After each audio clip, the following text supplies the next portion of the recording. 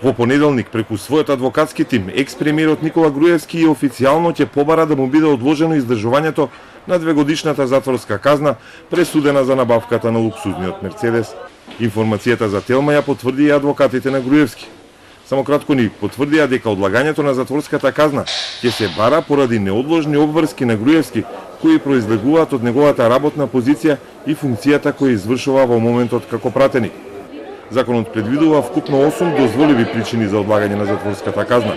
Меѓу нив има здравствено-медицински причини, семејни и деловни причини кои судот може да ги прифати и да ја одложи казната. Во зависност од причината, затворската казна може да се одложи најмногу за 1 година.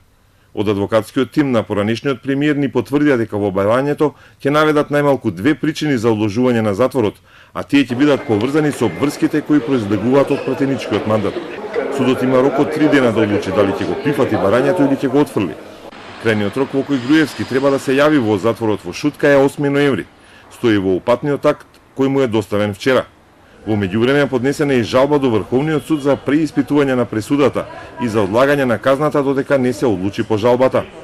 Иако за одлагање на казната ќе се повикува на мандатот во собранието, за неговата пратеничка позиција допрва ќе се расправа. Груевски седи на првото почесно столче од десната опозицијска страна во парламентот, каде е сместена пратеничката група на ВМРО-ДПМН.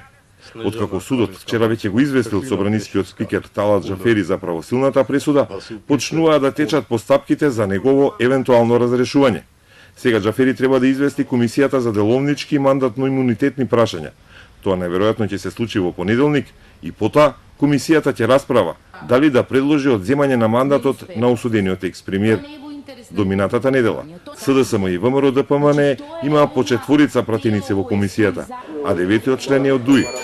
Но откако Крсто Муковски гласаше за отварање на уставот, беше исклучен од партијата и сега рамнотежата во комисијата е нарушена, доколку комисијата го усвои предлогот.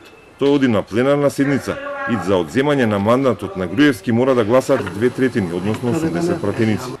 Груевски досега не ја коментираше поканата за во Шутка, но останува на ставот дека е жртва на политички прогон на актуелната власт.